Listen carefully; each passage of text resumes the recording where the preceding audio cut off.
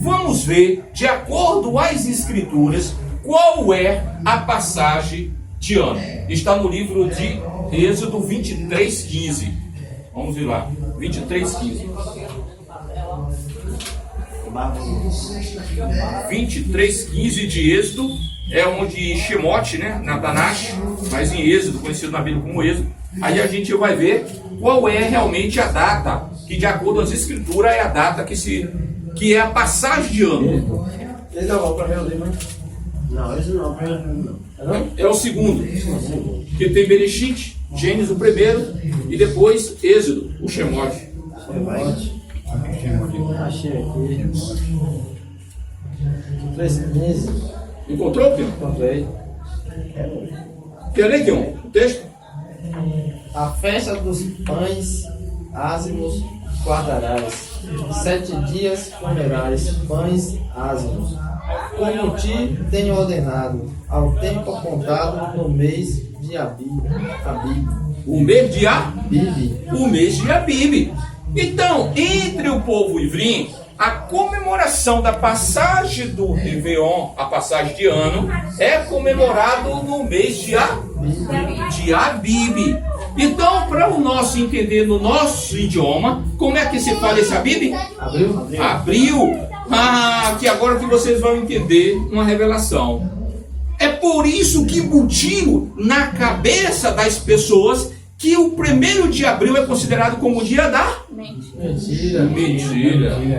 Você tá vendo você? Mas que de acordo com as Escrituras, o Abib, em hebraico, e abril, vamos falar em português, é comemorado a passagem de ano. Entendeu, irmão Luciano? Então, 1º de Abib, 1º de abril, mas que eles embutiram na cabeça das pessoas que 1º de abril é o dia da mentira. Assim também foi no cálculo 7, não é verdade? Que a maioria da matemática sagrada, dentro das escrituras, é o que? 7. Isso. Mas eles também disseram também que 7 é a conta de mentiroso. Olha para isso, tá vendo você? Eles tentam destruir tudo. 1º de abril, dia da mentira, e o 7 é a conta do mentiroso. Aí. Então, tudo aquilo que o nosso IA estabeleceu como algo de matemática, e para ser considerado como matemática em termos determinados sagrados, eles tentaram converter em coisas banais, em coisas de maldição, ou tentando tornar malditas, né?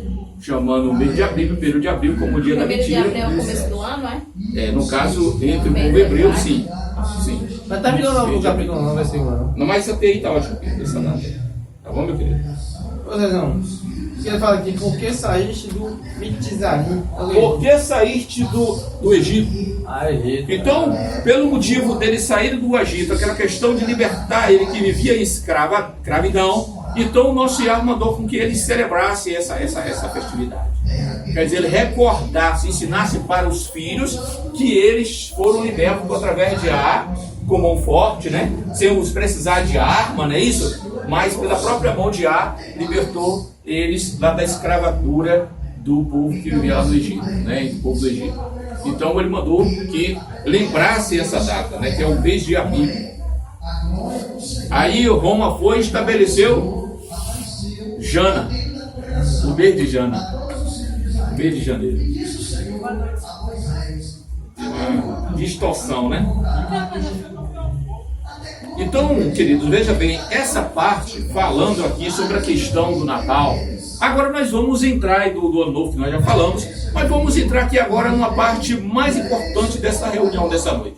Eu entrei nessa parte porque foi uma época comemorativa, como comemoraram, agora está recente, não é verdade? Mas vamos entrar em um assunto que realmente é o foco dessa reunião dessa noite. Vocês lembram que Donald Trump reconheceu o quê? Reconheceu Jerusalém como capital de Israel, não é isso? Reconheceu como capital. E aí ele transferiu a embaixada de Tel Aviv em Jerusalém, em Israel, para Jerusalém, reconhecendo Jerusalém como capital de Israel. Trump também, ele foi a Israel, a Jerusalém. E ele fez algo lá. E o algo que ele fez foi ir até o Muro das Lamentações. O Muro das Lamentações, vocês sabem o que significa lá o Muro das Lamentações? Sabe, Manuzeiro? Sabe, Tiago, o que significa o Muro das Lamentações? Que todos o povo, os judeus, eles vão para lá e ficam fazendo aquelas defilação, né? Orando diante daquele muro. Por que ele faz aquilo? É chamado Muro das Lamentações. Porque ali é um pedaço do muro do templo, do segundo templo, que era feito os rituais, sacrifício de cordeiros e animais. Então aqui um pedaço que restou foi aquele. Então, por exemplo, Yahushua viu aquele templo, ainda quando ele estava erguido, foi aquele templo que os talmidim, os seus discípulos, mostrou para ele: não vedes tudo isso? Olha como é linda essa estrutura do templo, e que Yahushua disse que não ficará pedra sobre pedra que não seja. Foi exatamente naquele templo, aquele pedaço do templo, aquele muro, que é chamado Muro das Lamentações. Por que sobre o muro então, Hã? Por que sobre os muros? Porque o imperador, ele foi lá para destruir totalmente, que ele tomou à força aquela região e queria botar ali as mesquitas voltadas, os ídolos que eles veneravam na Grécia e na Roma. Só que o problema foi que o imperador achou por bem deixar aquele pedaço do muro. Ele falou: não, esse pedaço aí pode deixar, não precisa demolir esse pedaço. E acabou deixando aquele pedaço.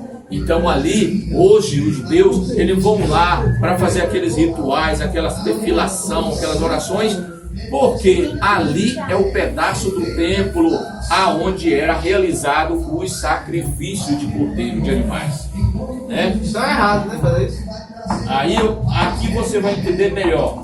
Então é o seguinte: então, já que eles fazem aquilo ali, naquele muro, o presidente dos Estados Unidos, Trump, ele foi até lá e ele fez o que? Ele estava fazendo uma defilação lá naquele Muro das Lamentações e ele estava usando o kippah. Olha, o presidente americano, né? Lá fazendo o kippah. Você pode ver isso no Google, no YouTube.